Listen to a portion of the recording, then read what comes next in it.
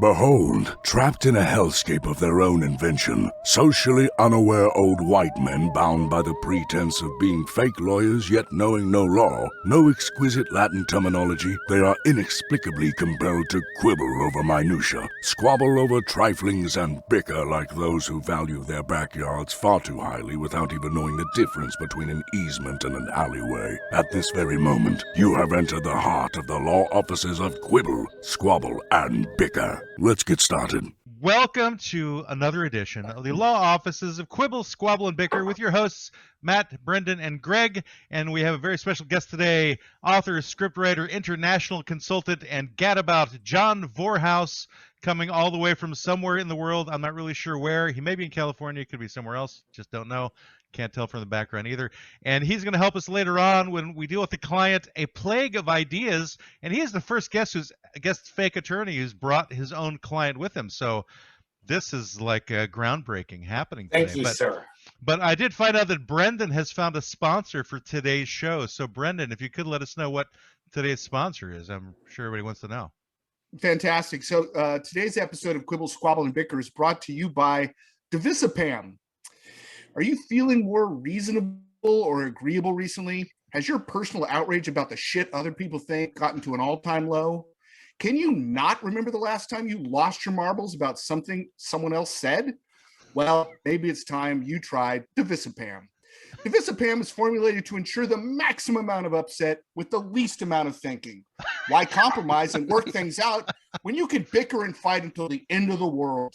Side effects of Divisipam include becoming a real conservative, becoming a true progressive, alienating everyone but a small group on Facebook you hardly know, spending way too much time Googling things, signing up for Twitter, and generally becoming an insufferable asshole.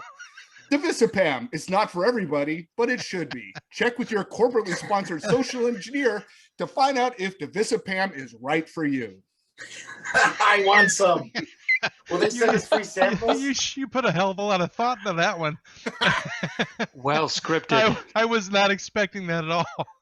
That was excellent. I wanted it to be a surprise for you, Matt. It was. I appreciate it. Certainly better than what I had come up with, so thank you for that.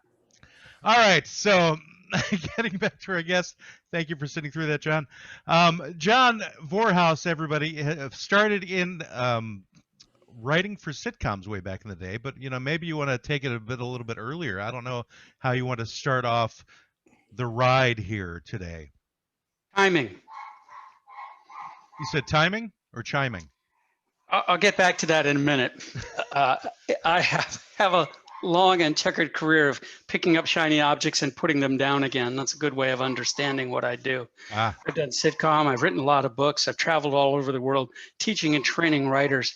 People who know me or stumble across me tend to find me through my book, The Comic Toolbox, How to Be Funny Even If You're Not, which has been a pretty straightforward and useful guide to comedy writers for a quarter of a century now. Wow. It asks questions like, what is the secret of comedy?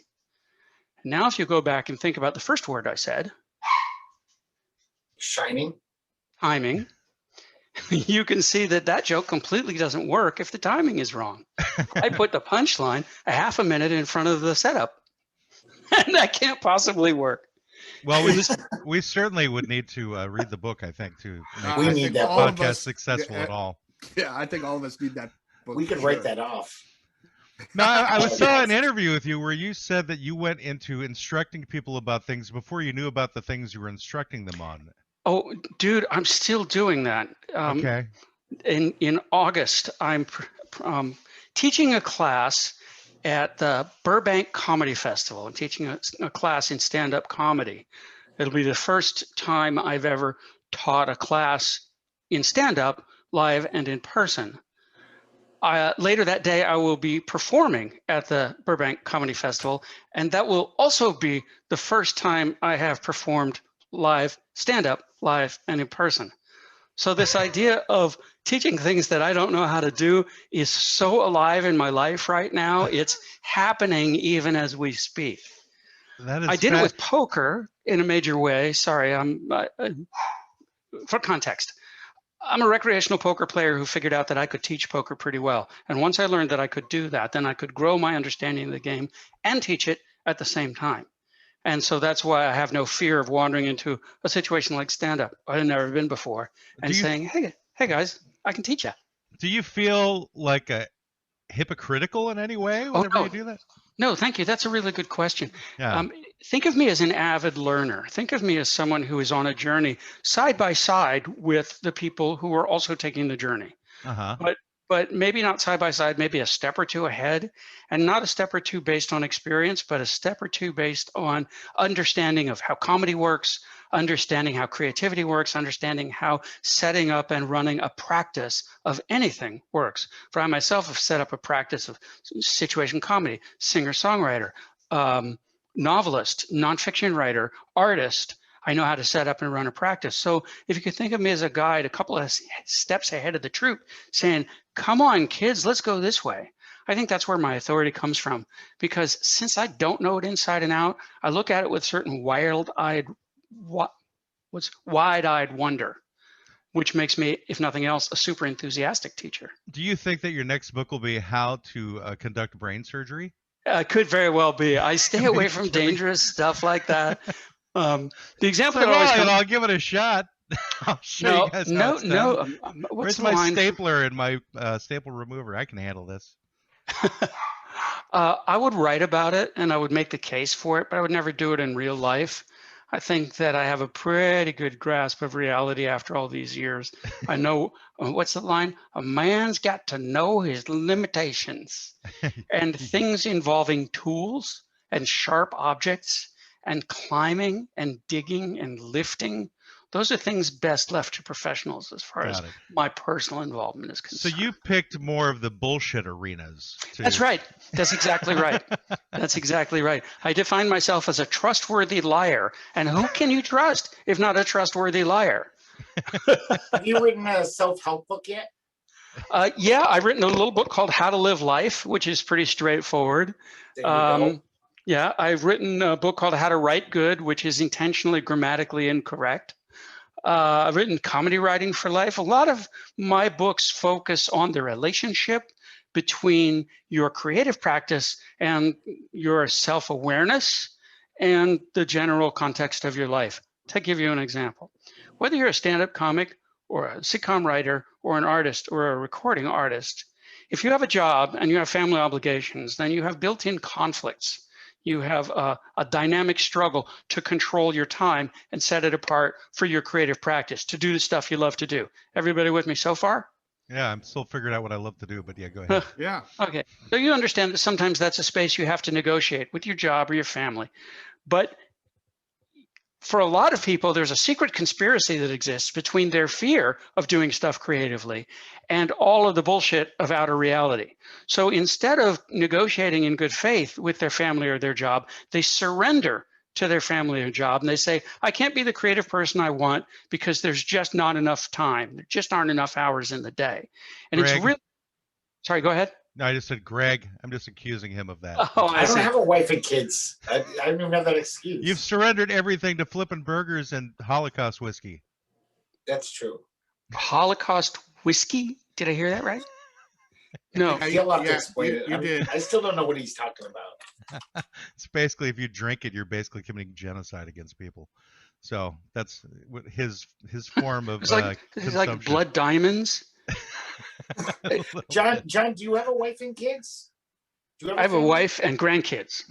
So, Wait, how did you have grandkids without kids, though? Well, first of all, it was strategic. I skipped over the parenting stage because I was determined to move directly from my arrested adolescence straight into my second childhood. And so, mission accomplished. So you abandoned your children and waited until they No, didn't ever have any. Oh. He never had children. He just adopted grandchildren. No. Okay. You find yourself in positions in life in blended families where you become a grandparent by default. And then you do what a grandparent should do and must do. In my case, that's teach the kids poker and ultimate frisbee. They learn those things from me, then I will have done my job. And let them eat Captain Crunch for dinner. I would totally give them Captain Crunch for dinner. I wouldn't eat it myself because my teeth would fall out, but Yeah, but at Oof. your age, you don't really need them anymore. Yeah, I don't really care. I don't really. Yeah. It doesn't really matter anymore. Yeah, I was Actually, thinking I have a about that. question about Ultimate Frisbee because I Yes, realized sir. that I have no idea what Ultimate Frisbee is other than it's a really, really good Frisbee. Oh man, it's a really, really good frisbee. It's unfortunate that it has that name, but in one sentence, it's a field sport and a team sport, kind of like soccer or football, but with a flying disc, a frisbee. And you Uh, throw from teammate to teammate, catch it in the end zone. That's a score.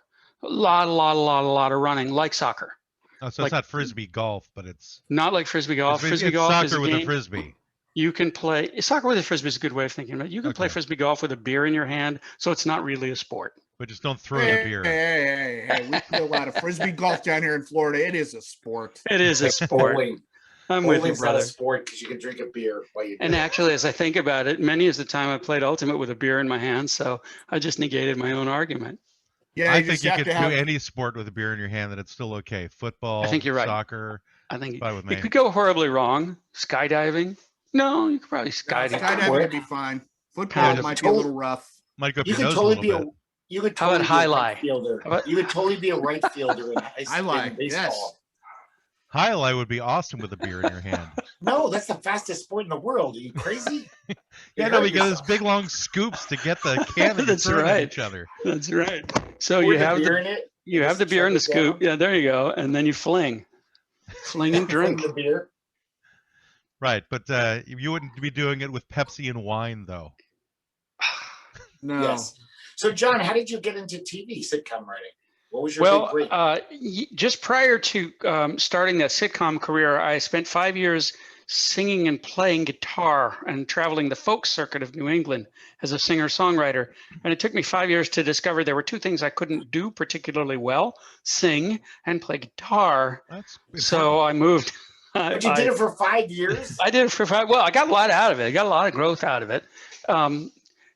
You know, you ask yourself at an early age, is this my calling? And you have to put some energy into it to find out if it is or it's not. I had come out of a career in advertising copywriting and I knew for sure that wasn't my calling. Like I pulled the ripcord on that. That was the last straight job I ever held. And I didn't really know what to do next. So I took the most direct route to an audience, which was make up a song and sing it for an audience.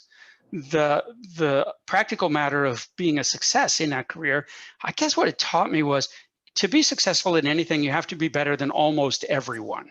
And there are some things in my life that I am now better at than almost anyone. Teaching comedy is one of them, although I haven't demonstrated the depth of my skill to you boys. no need.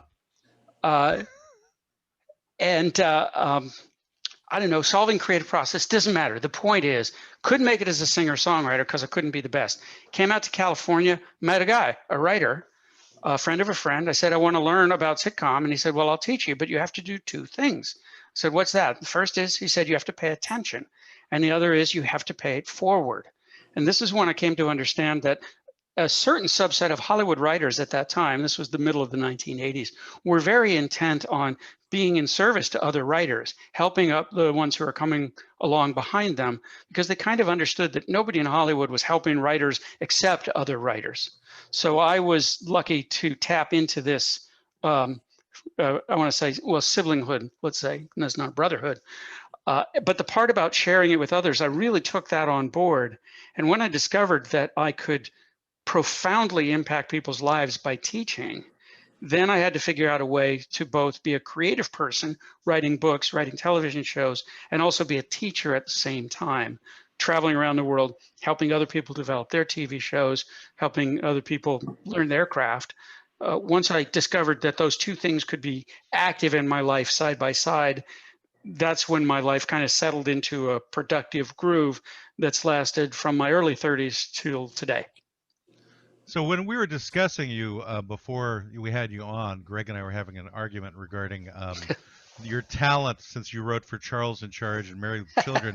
And he's like, well, he obviously must suck as a sitcom writer. I'm like, because he was writing for those shows. And I'm going, well, you can't judge that until you've actually seen the show. So the question is, did you suck as a sitcom writer? We need to confirm this or not. You know, in a lot of ways I did. Let me break it down for you. Thank you. I told you. Just kidding. The two components that I needed that I didn't have. Well, let's say I could tell jokes, I could create jokes. I understood that writing a sitcom wasn't about writing jokes on a page, but about filtering comedy through the character's comic perspective. So I could execute scripts. I had trouble with story. I couldn't really understand what the emotional turns of a story were. I didn't understand that the idea of a story, even a dumb sitcom, is to expose a character to a certain kind of pressure that forces the character to confront a new truth or understanding. That understanding eluded me at the time because I just hadn't reached that point in my own understanding of what it means to be me as a writer. But the other thing, and this was truly troublesome, I wasn't good in the room. I had a lot of insecurity, a lot of projection. I was trying to make myself feel good about myself by accepting Hollywood's validation. What do you mean by in the room? What room? In the room, in the writer's room, Okay. where you go in and pitch. You go in and pitch your ideas, and how are you? Do the other writers like being with you? Do they like hanging out with you? Do they bond with you? Are they going to feel comfortable working side by side with you at 2 a.m. when the boss, who's an idiot, says, no, we need to rewrite the second act because the lead actor, who's also kind of an idiot, is going ballistic in a dressing room? Is this someone you want to go to war with? To be frank, I wasn't emotionally sophisticated enough to be someone you could go to war with. I was too wrapped up in my insecurity at the time. So for those two reasons, I think I really hit my head against the top of my sitcom career. Oh, I gotcha. Now, a quick question. So you grew up in New England, you said? I grew up in California, but I went to college and after university in New England. Got it. That's right, because I remember reading that you went to Carnegie Mellon. And did you ever? Are you like a tall man? Are you like a? No. I'm short and getting shorter. Did you ever Did you ever do any work in Texas at all? You know, this feels like it's leading me down a path I'm not sure I want to go down. Guys, help me out here. Is he legitimately asking a question, or is he laying a sophisticated trap? It's totally a setup. Yes. Okay. Just for a really bad joke that I'm about to do. Okay. Which I need to get out of my system before the show can continue. I honor that. I'll have my drink ready. If you ever make it to Texas, just be sure that you label yourself as the best little Vorhaus in Texas. Oh, thank you. Thank you. So that was a pretty good pun. That was actually not too bad. As you can imagine, I've lived with that all my life. But you'd be surprised how many people land on poorhouse or even warehouse, which I don't understand at all. Yeah, I'm sorry for that. I'm glad that you're perceptive enough to pick up where I was leading you. This is not my first chicken dance, sir. I have danced with the chickens many, many times. You wrote a book on comedy. I have not. I basically burned books on comedy. So that's yeah. I can understand that. You know, the topic came up, and this might be worth some discussion. Somebody said, you know, can anybody be funny? Can I actually teach somebody to do stand-up comedy? And I said, if they have self-awareness, I don't see why not. But if they don't have self-awareness, I don't know how I'm going to introduce them to the things that really need to happen in order for you to get up on stage and communicate to the audience. Because, you know, so much of what you need to communicate starts with who am I? And if you haven't really addressed that question, you're still short of square one. I'm not sure why I said that. Well, I think it's a self-deprecatory thing, right? I mean, is that why I've always thought that like evangelical Christians and like hardcore Republicans, they're never funny. And like really serious left-wing people, they're not funny because they lack that so capacity to self-reflect. In this other philosophy that's like they're not even thinking about their own self-awareness. They've got all these thoughts in their head about some other propaganda, and they're not funny ever. They're just. I think it's because they were taking divisipam, is why. Yeah, that's what it is. By the way, but that divisipam, by the way, Brandon, I have to say, just on the level of craftsmanship, it was amazing. And where it landed, you found the hard target of really sticking it in and skewering it to the small-minded without calling their attention to it at all. So yeah, neither Greg nor I noticed, so he was perfect. Yeah, he was talking about us. Oh, is that right? No. We're Well, I definitely appreciate it. Thank you so much. I'm actually a marketing and ad copywriter my whole life, so I stuck with that. I tried the music thing earlier in my life, and it was just about mostly getting beer and chicks. And then, after that, I just started writing ad copy. Well, we writers are blessed if we can make a living putting words on the page, because doing anything else would truly suck. So That's anybody true. whose interest is aligned with their paycheck is thumbs up in my book. Part of what drove me out of the straight life, air quotes, straight life, was the fact that I wasn't really a very good employee. I didn't do well in corporate structures. I didn't like bosses. The only place I now feel comfortable, and actually the only place I really allow myself to be, is in a teaching or training capacity, where the only major ego in the room is mine, and I can take care of my business like a pro. Well, Brendan started his own business because Brendan was tired of bosses too, so he's got his own business now. Right. He's I've the been boss. Right. I was freelance for a number of years, and then I just took a corporate gig because I had to raise some kids. And then as soon as they were sort of a little older, I was like, oh, to hell with this, because I was terrible at being an employee. Oh, I got in fights. The only thing that kept me employed was I was really good at what I did. Otherwise, I would have been fired 20 times. I've been fired from 2 jobs, 3 that I can think of, including Charles in Charge. And in all 3 cases, they knew I was not right for the job long before I did. And in all cases did me a huge favor by firing me, because I would have stuck it out. I would have tried to white knuckle it, even though the situation wasn't right for me. I do find that your later career became quite fascinating. You wound up becoming an international consultant for shows. And one of the interviews I saw was you were talking about how you were responsible for running Married with Children in Russia, and for like 3 years or something like that. Yeah, two full winters, 2007 and 8, or 8 and 9, something like that. Yeah, I spent 2 winters in Moscow. I was never there in nice weather. What's the expression winter wonderland? Mm-hmm. It's just like that, but without the wonderland part. It was Winter Grimland, I Winter believe. Grimland, exactly. But I was running the writing staff of the Russian version of Married with Children. This was a Sony property, and Sony brought me in as a consultant to recruit and train and develop the writing staff. The show had reached a point. Sorry, I got to give you context. The way this works is they take the original American scripts and they translate them into Russian. Then the Russian writers take the script and rewrite it, a story outline, and then a new script for the characters in their world. Now, with Married with Children, if you saw the Russian version, you would say that looks exactly like American Married with Children. The set looks the same. The characters are cast with similar looks. It's a good, strong mirror. But even so, not everything translates from Married with Children 1987 to 1990, whatever, doesn't really work in Russia in 2007, 2008. I'm sure a lot of different idioms and right. So there's a lot of writing, but also a lot of creative problem solving, trying to figure out, well, what does this mean? Well, it means nostalgia in Chicago in 1987. Well, what meant nostalgia 10 years ago around here? Oh, this other thing over here. That's how we problem solve that. Wow, that's interesting, actually. Yeah. Super interesting.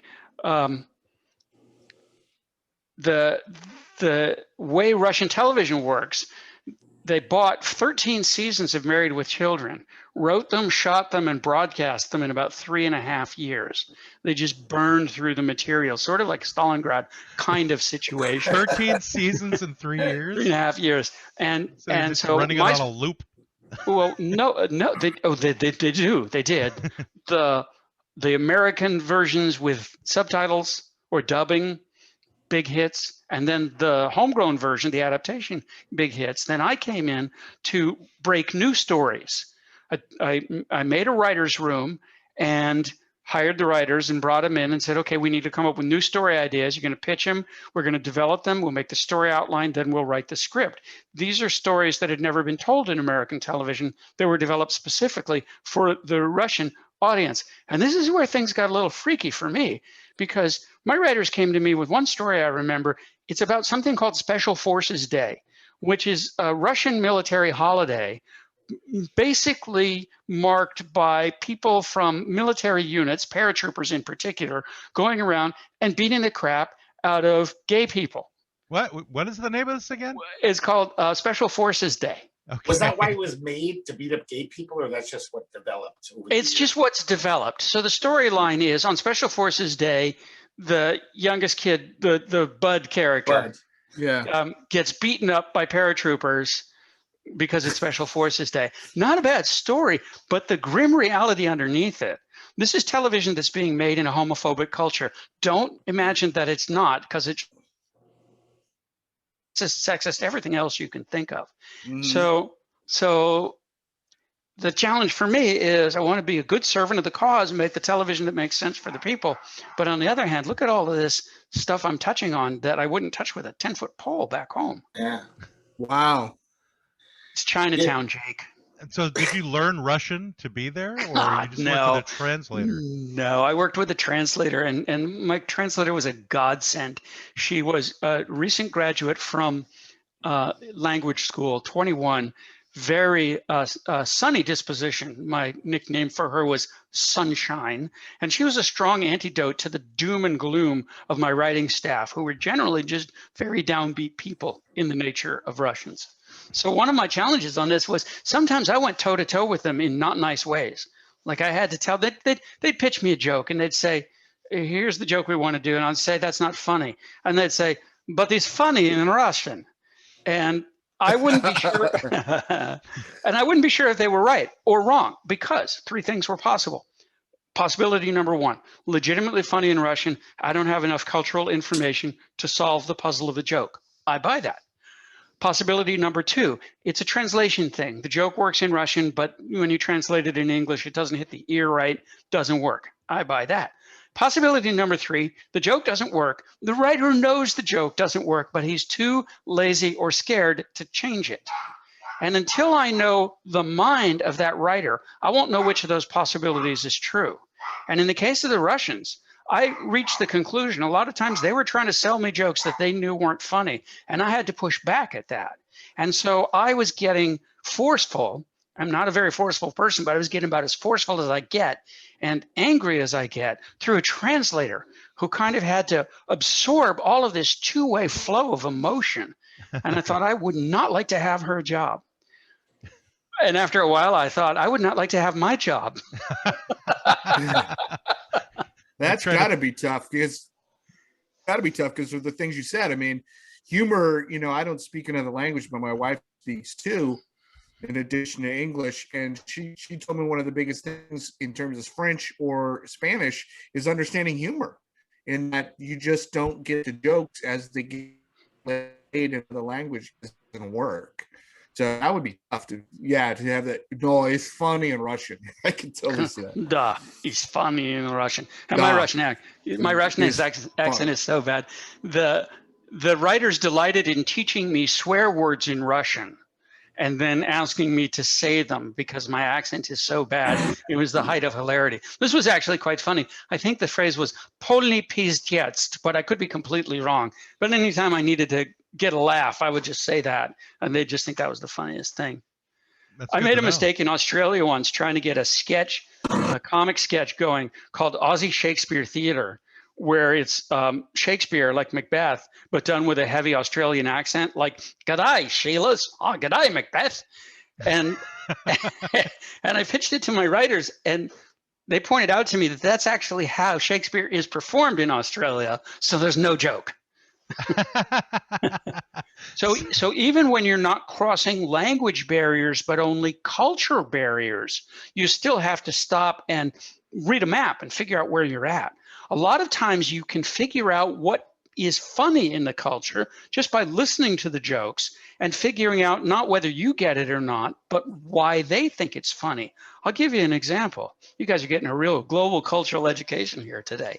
This is a joke they tell all over South America and Central America. It's, how did the Argentinian commit suicide? He climbed to the top of his ego and jumped off. Apparently, they don't feel well about Argentinians. The fall didn't kill him. He died of starvation on the way down. So what does this tell us about how South Americans and Central Americans look at at Argentinians? Yeah, that they have big egos. So now we know something that's, the Argentinians would have a different opinion. Probably their opinion is, and deservedly so, because we're cool and the rest of the people around us are not. I would expect that. But as someone who's traveling from Brazil to Argentina or the other way, if I know what Brazilians find funny about Argentinians, I got a door into culture, and I can find all similar sorts of discoveries, so that when they come to me and try and sneak a joke past me, hoping that I'll plead cultural ignorance, maybe I got enough cultural understanding to know. How did you get involved in international consulting on television though? That's an interesting door to walk through, and like, how does that happen? It happened at the very bottom of my career, actually. I'm going to say it's 1993 or so. I'm still struggling in Hollywood. I'm selling enough scripts to, I eventually get vested in the health fund. So I had a Hollywood career that was meaningful. I got myself health insurance for my old age. So Nice. As a youngster, I gave old me a profound gift. But it wasn't working out. But at the same time, I was teaching. I was teaching at UCLA Writers Program Extension. And by luck, and by, I guess, teaching well, they got an inquiry from the Australian Film, Television, and Radio School. Do you have any faculty that you could send to Australia to teach us a little bit about sitcom? And that's what I was teaching. And they thought I was doing a good job, so they put my name forward. I got to go to Australia at the top shelf. I got to fly business class, mate. And that was the start. I realized. Don't do that accent again. Really. That was horrible. But I'm not afraid to fail. So sometimes I do horrible things on purpose. Then you're on the right show. Anyway, the point is, that's when I discovered that I could be the one-eyed man in the kingdom of the blind. Okay. Because I had information they didn't have, and I could sell it and travel and sell it and travel and sell it and travel. Wrote the comic toolbox at that time. And that was just when email was starting to be a thing. So very early on, I got an email from a guy in Switzerland saying, "Are you the guy who wrote the comic toolbox? If you are, you should come and work here. And if you're not, you should track down that guy and tell him that he should come and work here." So stuff like that started happening. And then word of mouth, you build up a reputation. There aren't too many people who can do it effectively. There really aren't a lot of people who feel comfortable walking into completely alien cultural environments, which I love because I love doing new things. There aren't too many people who have a real understanding of how to make writing possible on the level of toolcraft for people who want to do it and don't know how to do it. And I have that capability, and there aren't too many people who have specific expertise in comedy. So I got a lot of uniqueness supporting the fact that I had that business all to myself. I think that's the best way to put it, because Nice. there really wasn't anybody else doing it. You just created your own environment. Of necessity, my friend, because the environments that were offered to me were so inhospitable to me. It was necessary to create an environment where I could write and teach, where I could be the controlling voice in the room, where I could walk away when things got boring, and where I could continue to travel around the world exchanging information for experience and money. So speaking of inhospitable, so which of all of the countries you went to was the worst? Which is the one that you were like, I got to get out of here right away?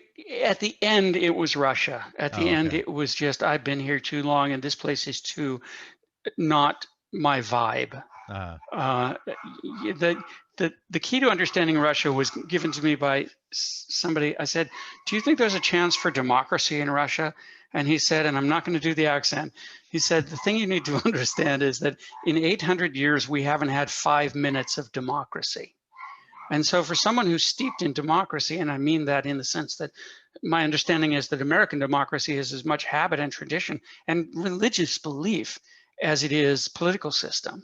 Mm-hmm. For places that don't have the habit and the religion aspect of democracy, and who have a history and habit of totalitarianism, it's very, very hard for them to reach a meeting of the minds with someone whose basic proposition is be as free as you possibly can. Right, because their concept is basically be as free as you can till the overlords kill you in your sleep. Exactly. Yeah. Exactly. It's like the freedom is maybe there somewhere. I can get that sandwich if it's still there tomorrow in the bread line or something along those lines. Yeah, a lot of it is economic. I I made 2 television shows in Nicaragua where the issue was more about economic and cultural disadvantage than political disadvantage, because Nicaragua at the time was a post-socialist revolution, and it was still trying to hold on to its socialist, to its revolutionary self. But the part that was really only left was social action groups who had the clout and the international financing to make television shows, to do social modeling, to teach social action to Nicaraguan people. So my shows there were helping, as I like to put it, helping young people of Nicaragua think for themselves and practice safe sex. And you remember what I said before about my idea of teaching is being slightly ahead of the crowd, saying, hey, come on, guys, follow me, look at this. Isn't this interesting?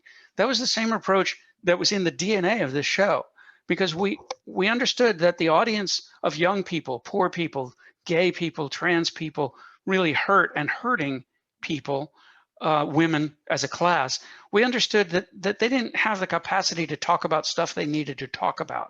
So we gave them characters who were just like them, but a little more articulate and a little more self-aware, and they could talk about this stuff. So it's the same idea.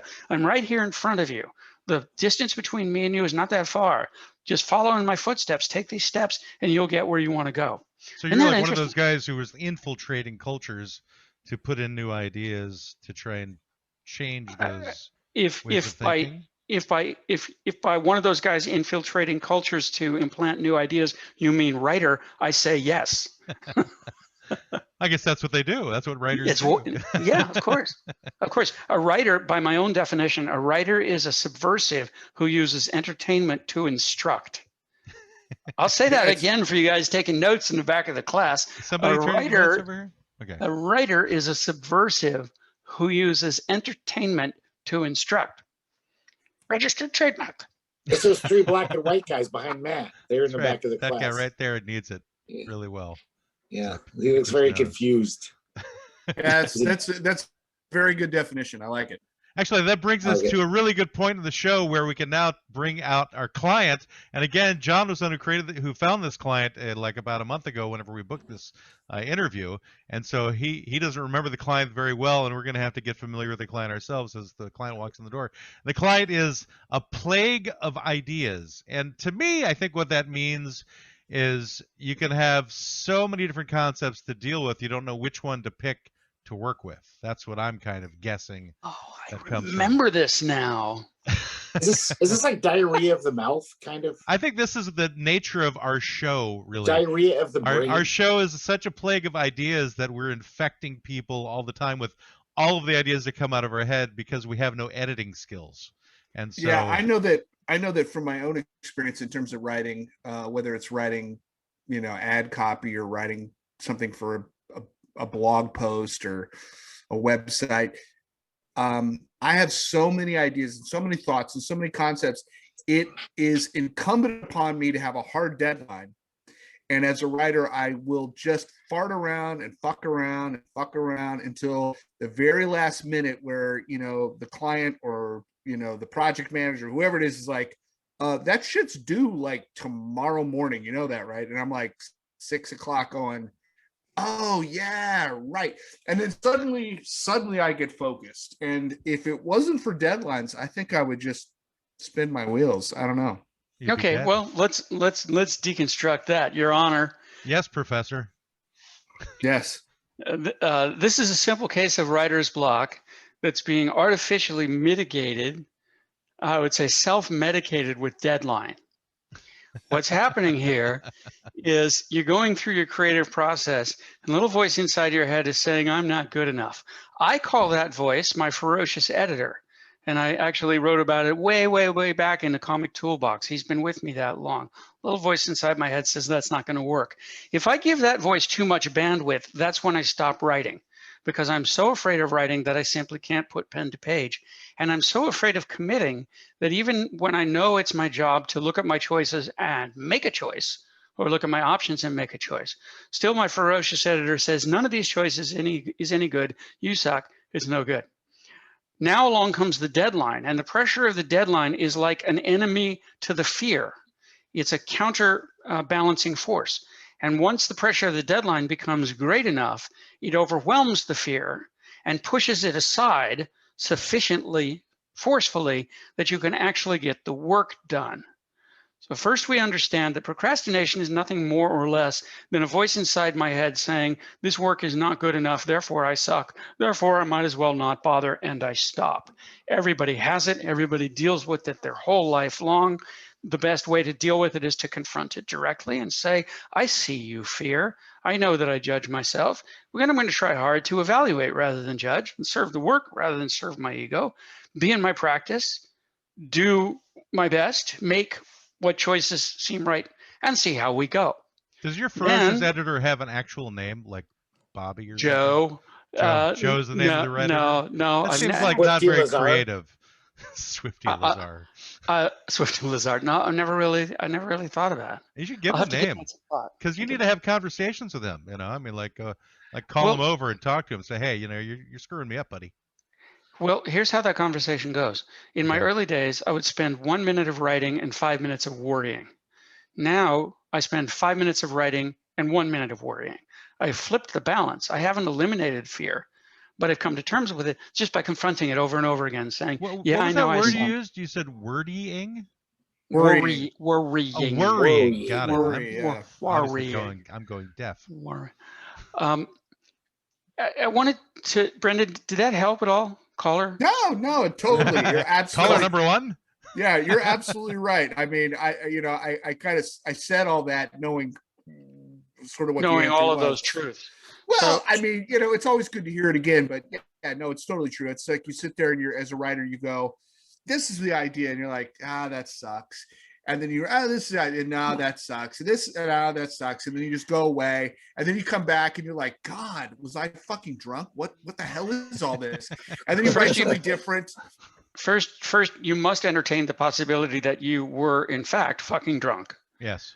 Oh, okay. Well, that was probably true without a doubt. But you remind me of something that I teach in my writers' rooms, and it's called a Monday idea. You can have an idea on Monday and it seems like, oh, this is it. This is the answer to everything. This is a hot idea. And it's hot because it's new, like a rock and roll record sounds good when it's new. If the idea still has merit on Friday, then you know you're onto something. So one way you might think about problem solving here is do the raw material, the mining of material in a rush, in a burst, without bothering to evaluate any of it at that time, and then let it sit long enough for you to get some distance, then go back and look at it and maybe take the point of view of, okay, now I'm in editor mode. I'm just going to put a check mark by the ideas that I'm interested in developing further, not by the ones that I think are good or bad, but just the ones that I think will stand the weight of further development. And if you do this, you get two good things working for you. One is you separate the creative process into its natural two parts. The first part, generating the raw material, and the second part, evaluating the material you created. So mining and refining. And then the other thing is it puts you in a frame of mind where you can start to look at your work, not through the filter of, is this work good or bad, but rather through the filter of, is this work on the right track? Can it stand the weight of further development? This is not insignificant. Right. This is really kind of the whole thing. Because once you're in that mind, and for my purposes, in my vocabulary, I call this when I'm in my practice. When I'm in my practice, I'm only interested in making the work as good as it can be. And I'm only evaluating the work in terms of, is it doing the job that I think I want it to do? And the more I get used to being in that frame of mind, the less time I spend in the part of my mind that judges and judges harshly rather than evaluating objectively. Thank you, boys and girls, for coming to our workshop today. Yeah, really. So when you have a plague of ideas, I am a plague of ideas, obviously. I found when I had a plague of ideas is that it wasn't fear. Because these guys know me, they'll vouch for me. I'm not an egomaniac. I'm the opposite. What? I'm not very pleased with myself. What? But I will say that when I was younger, I did have all these ideas. I write them down. This would be a great short story. This would be a great song lyric. I was just lazy. It wasn't fear. I was just so lazy. I'd be like, oh, I'd rather have, drink with my friends and not work on the song. No, and you know what, Greg, I eventually wrong. got the stuff out. You're absolutely 100% wrong. I wasn't because you were afraid. No, you were. I was lazy. I was lazy. Nope. Well, I think you guys are saying the same thing. I really do. Greg, not to push back on you, but I could easily deconstruct lazy or explore lazy and find fearful. Maybe not in you, but I could certainly. I've certainly encountered a lot of people in my practice who say, "Oh, I'm just a lazy writer." No, you're just a fearful writer. And again, I'm not attacking you on that. I'm just saying those two conditions can be related. But Brendan was attacking him on that. Brendan is attacking you. I'm not an attacker. Absolutely. Brendan, keep attacking him though. I've never gone to therapy, so maybe that was the deep-seated. I got extra lazy when I came to being creative. But I am an incredibly lazy man, and these guys will also attest to that. I'm incredibly lazy. I mean, do you get emotional satisfaction out of being lazy? Do you get neurochemical pleasure? Do you get endorphins? I guess. I think he's asking you, do you get hard, Greg? Well, do you get creatively laziness? I'm happy when I get to be lazy. Like I'm always like, oh, I have 2 days off. Oh, this is great. I'm elated. I'm so happy that I don't have to do anything. I can just stick around for 2 days. I'm really signed on to my endorphins, and I need to create and be not lazy just because it triggers my neurochemical bath that I take every day. Yeah, I get that. There was a moment yesterday afternoon. I have a new backyard pool, just a blow up thing, above ground thing. And it was pool weather. And I was by myself and I could have jumped in the pool. And I literally said to myself, that would never cross my mind, because that pool time was time that I could spend drawing or writing or painting or creating or, anything I could think of, triggering my creative pleasure response. I really think that's what I'm. Your creative boner. My creative boner. I think that's really what I'm at. So what I understand, Greg, and maybe this cuts to this plague of ideas thing. We enter creative process. We generate those ideas in the first place, both on the wave of that endorphin rush and for the sake of getting that endorphin rush. It's what we do when we get hold of a hot idea. And we might even record the hot idea. And now we start to have this plague of ideas because we know it's a hot idea because it gave us the rush. So we wrote it down. And now we got a bunch of them and we don't know what to do with them. And we look at one and we say, well, whatever rush I was feeling before, I'm not feeling now. So I'm really not inspired to work with it any longer. If I can look past that and say, if I continue to work this, if I really explore it and open it up and make it into something, is that going to get me into the part of my practice that gives me that creative satisfaction on a much deeper level? Mm-hmm. So maybe we generate a plague of ideas so we have a lot of toys to play with. And then we let the toys sit. It just feels like I just said this. We let the toys sit. And then we pick up the ones. Over time, we find out which ones can stand the test of time. Please, let me give you an example. I've written 7 novels that got published. I've probably written 4 or 5 full and complete novels that never got published. And that's all just plague of ideas on a massive scale. And I write that stuff off because So these unpublished books are like your buboes then? Yes, exactly. Wow, They're the extra points of the plague. Extra points for using buboes in a plague-related. That's really gross. Anyway, the point. Welcome to the show. The point is, I don't have novels in me anymore. I'm not going to write them. I got other things to do. So you were basically able to expel those particular demons, the novel writing demons. Yes, yeah, and not without difficulty, because that was an idea I carried from my childhood, that I should be a famous novelist, a great American novelist. And it was never a serious ambition, but it was the ambition, it was a serious ambition of a 13-year-old. And I had trouble when I was 20 trying to live up to the ambitions of the 13-year-old. And this is when I was like you, Greg. I would be so frustrated with what I knew was going to be terrible writing that I just couldn't bring myself to do it at all, especially if there was a baseball game on, because that was my particular procrastination. It's like, I don't have to write now. There's a ball game on. So the desire is there, and the fear is there. And anything else can be thought of as a function of desire or a function of fear. And our job as people in our creative practice is just to track those two things and ask ourselves, how do my actions reflect my desire? How do my actions reflect my fear? And try to get more of your actions on the desire side and fewer of your actions on the fear side. Then you get to build momentum. And next thing you know, you're locked into your practice and you're really, then your train, that's like just chugging along. And I say this as someone who walked that path exactly. So I'm almost loath to admit this, but almost everything I've written that I've worked on, I'm pretty happy with. I actually look back. It's the one thing where I'm like, yeah, that's one thing I can do pretty okay.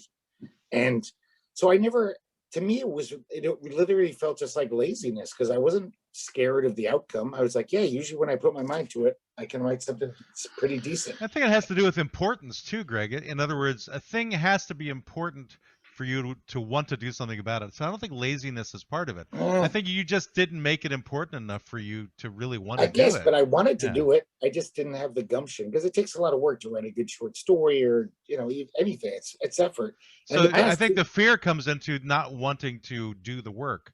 You're afraid of working. That's called laziness. It's still a fear though. The fear of working. The fear of like using your time for something else besides sitting around. Yeah, but if you do the work of writing the thing and you go, this is a good thing, and then you do nothing with it after that, that's not laziness, that's fear, because you actually you overcame the laziness to write the thing. So you have the thing, so whatever it is, your short story or whatever, and then you've overcome that, and then suddenly you got lazy on the point of making it known to others, which is, in my opinion, a fear thing. And then you wound up with herpes and it ruined everything. These things. I put out these albums with like labels. I mean, I put this shit out into the world. Nobody else cared. Nobody thought it was as good as I did. I care, Greg. I put this stuff out. I care, Greg. We all care. We care. I have Swamp Boy on my desk, Greg. I have your comic book on my desk. Drawer. When did I lose control? When you stepped through our doors. Hey, Greg, I think I have a test that will bring this into sharp focus for you. Does it involve whiskey? On a scale of 1 to 10, 1 being no acceptance and 10 being full acceptance, how much acceptance do you have of your creative process? Acceptance by, do I think it's sound? Are you satisfied? Are you accepting of your level of productivity? Are you happy? No. Okay. So then if you're not satisfied with your level of productivity, then you can just choose to visualize it this way. You're where you are, you know where you want to be. There's a gap between where you are and where you want to be. Now all you have to do is think strategically about how to close the gap. And how and forget whether the label is laziness or fear. The label doesn't matter. The only question is, how can I spend more of my time being in my practice so that I can have more of a sense of satisfaction that I'm the sort of person who is delivering the goods for myself. Though actually, like flipping burgers gives me a lot of satisfaction. I don't really know if I need to do any changes in my life. Oh, you're such a liar. I'm kidding. Then you're good to go. No, such a liar. I thought though, even if somehow I made it like one of my things went over and people were like, hey, we want more of your stuff. That to me would be torture, having to be like, oh, I got to really be creative. Like that's my job. Like where I got to sit down and polish these things. Cause I'm kind of a perfectionist when I write. I work over it and I want it to be the best it can be. So it's really excruciating. When I go to my dumb job, all I got to do is do my dumb job. There's no stress. And then I come home. But if I was like a writer full time, I'd be like, every day would be like, oh, Greg, can you do it? You got to fucking hunker down. Like it's pressure. You'd pass through that though. You'd pass through that. And that's so. Look, actually, I have an acronym that's a really bad acronym, but I'll define it. The acronym is DFBO. And it stands for don't fear bad outcomes. My own career, many times I put myself in situations where I've said, this could go really bad. This could go disastrously wrong. Not life-threatening wrong, but career-threatening wrong. And I put myself in those situations because I didn't fear the bad outcome. So maybe you could think of that as kind of a mantra. Write it on a sticky pad and put it on your computer. And then when you're looking at a creative choice or trying to get yourself started in the day, you can understand that all of the fears that you're thinking about are really just fears of bad outcomes, including the bad outcome of nobody ever recognizing your talent, the bad outcome of people saying you're deluded if you think you have talent, the bad outcome of people saying, I like you as a person, but this work doesn't do anything for me. The bad outcome, if you're me, of having your mother say, I've never understood pretty much a word you've ever written. Mothers are good for that, especially They are. Jewish mothers. Jewish mothers Yeah. are good for that too. I've got one of those myself. But I know Matt's Jewish mother, and he's not kidding around. I barely knew her, and she was very disappointed in me. I like Matt's mom. I can vouch for that, actually. Yeah, I know. I'm sure he could. What did you do to her, Brendan? What did you do I to don't Matt's even mom? know. I was the sweetest person. I loved all of her kind of mediocre cooking. I tried everything. I don't know. Did you comment on her mediocre cooking? No, I didn't. I think I was just inherently too Irish for her. I think Yeah, that she was didn't probably make what enough stuff with cheese whiz, I think was the problem. Yeah, that was part of it. Sure. Matt, do you have any insight on this? What did your mom say about Brendan specifically? I think it just had to do with the late payment of a dental bill or something. Oh God, that's right. I forgot all about that. Jesus Christ. Did your mom work for a dentist? Yeah, it was the dentist that she worked for. That's right. Oh Yeah. yes. did you, Brendan, have you paid the bill yet? I think so. I'm pretty Well, sure it I doesn't did. matter. That The was dentist, that dentist is dead now anyway. Dentist so is it's- dead. Oh, yeah, you're free. that had to have been at least what, Matt, 30 years ago? Something, 25? Sounds like you owe an 25? amends to Matt's mom. No, don't bring it up. That's my, Best not to bring it up. no, don't even, no reminders of that. I think is best for all. If I see Leslie again, I'm definitely bringing it up.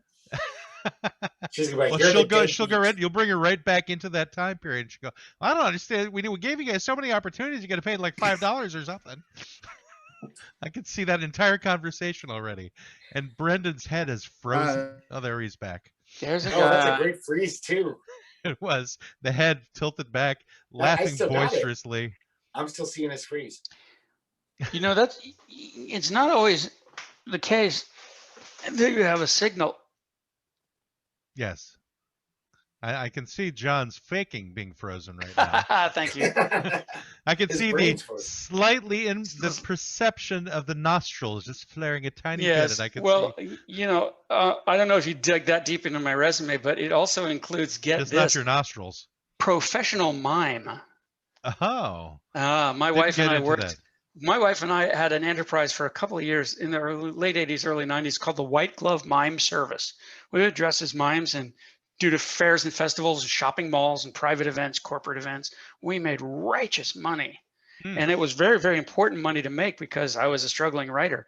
So I found a way that I could crank out $100 an hour, billable hours. Not a lot of them, but enough that I never had to take a straight job. And I think that's another kind of key to making the whole thing work. I understood that I had a value that I could exploit, mostly the willingness to do incredibly stupid shit, like be a mime. But because I had value that was scarce, I didn't have to sell just my time. I could sell my value. And that's another kind of secret of success.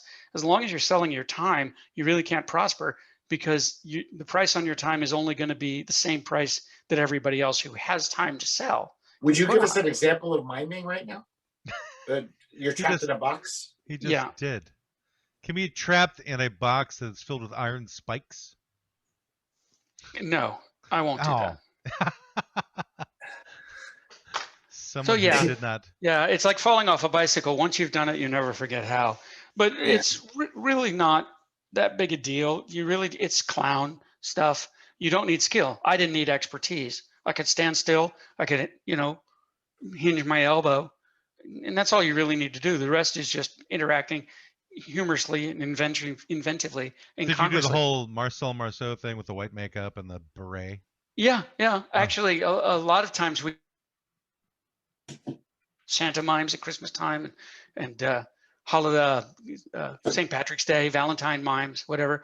Oh So man, for a while I was Bob the Leprechaun for St. Patrick's Day with a really bad Irish accent and a really cute leprechaun outfit, laughing all the way to $100 an hour gigs. Then if you did Cultural if there was like a appropriation. doctor's day, you could be Bob the Leper instead of Bob the Leprechaun. Leper. Bob the Yeah. Leper. It'd be a Can I whole just give a little different aside, guys? I just saw this documentary that said that some guy, some impresario, put out an album in 1964 called The Art of Marcel Marceau, an LP, 40 Minutes of Silence. It sold 40,000 copies. Well, I guess it was a gag gift. if you go This is to true. Amazon, you can pay $50 for a copy of 1,000,000 Random Numbers. Ooh, well, that's at least you're getting something.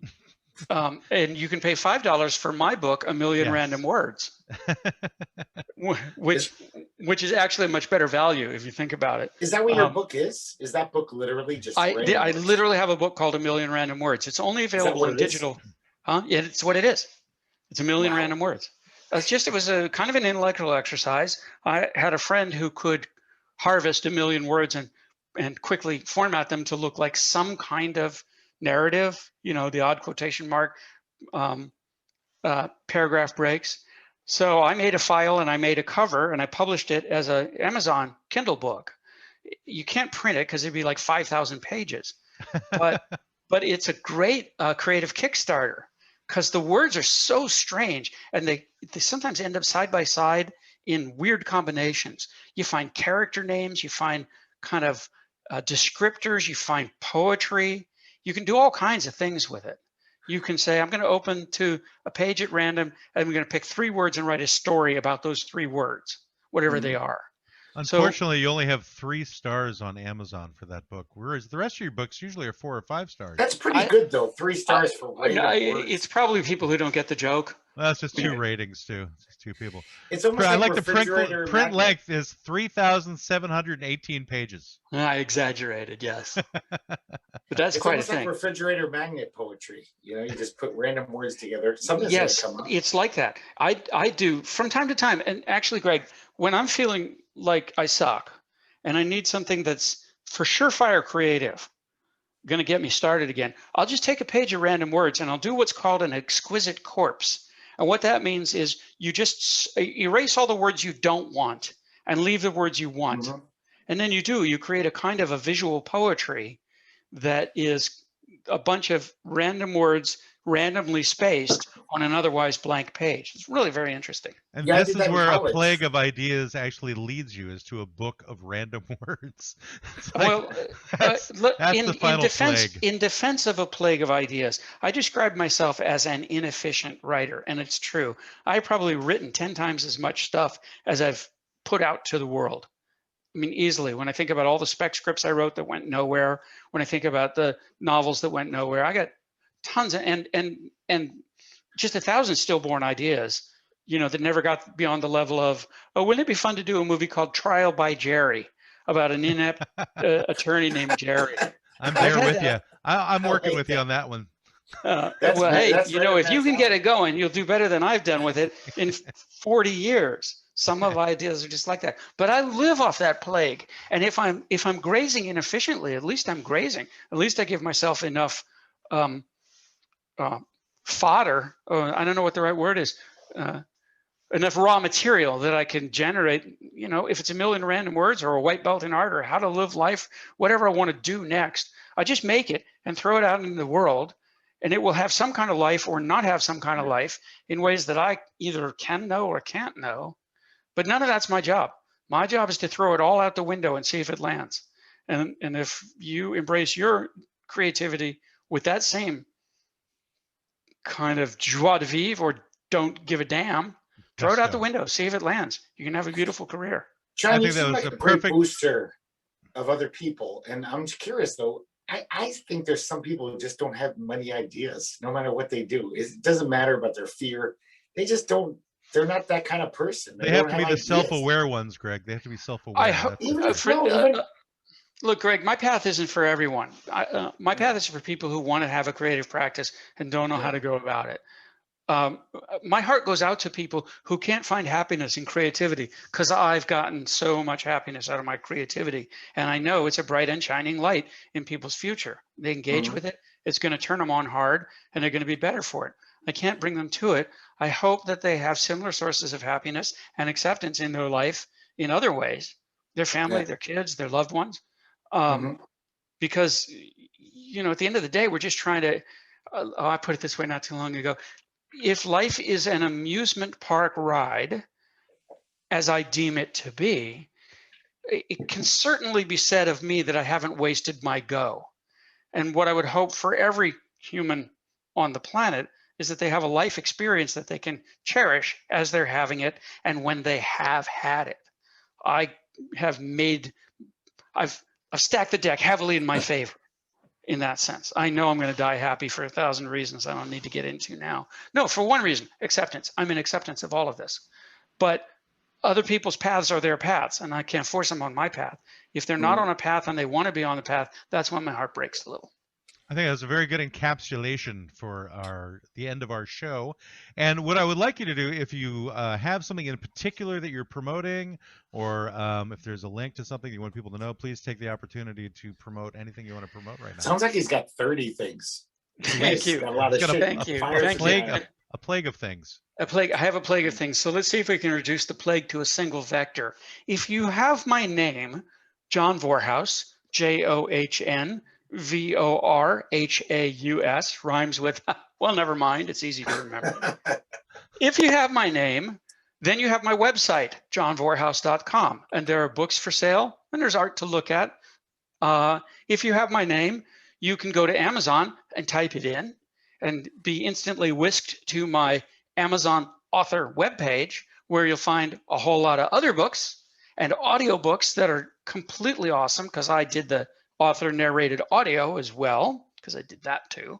So you can get that stuff there. If you have my name, John Vorhaus, and you can think to put a period between the first word and the second word and guess that I might be on Gmail, then you have my email address, and I invite your contact for anything at all, because I'm that kind of guy. And if you have my name, you can go to redbubble.com and type my name into the search field and find your way to my art shop, where you can get mugs, t-shirts, all kinds of cool stuff. And Cool. if that doesn't work for you, follow me on Facebook. Watch Charles in Charge reruns. He'll be giving his home address later, everyone. Yeah, really. His, really. You know, his but that WhatsApp. level of engagement has never hurt me, and has created marvelous opportunities for me. If in most of my books, there's a direct invitation to email me, and people have taken me up on that, and then I've gotten to go to fabulous places in the world. So that's for me.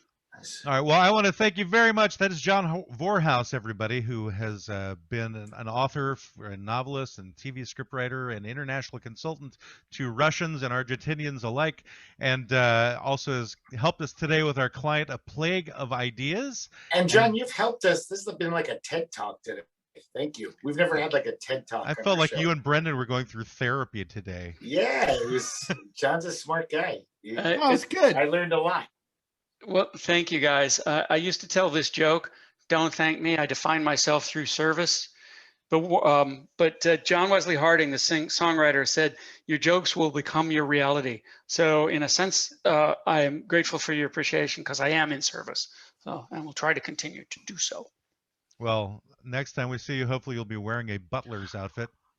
If I may, next time I see you, I hope will be when I'm promoting the Little Book of Stand-Up, which is my next work to be published. Little Book of Stand-Up. Interesting. Well, if you want some insight on how not to be one, you can give me a call. Because I made an attempt at being a stand-up comic back in the early 2000s, but I learned that I hate writing jokes. I prefer this type of format. So, yeah, well, making jokes is rough. You know what?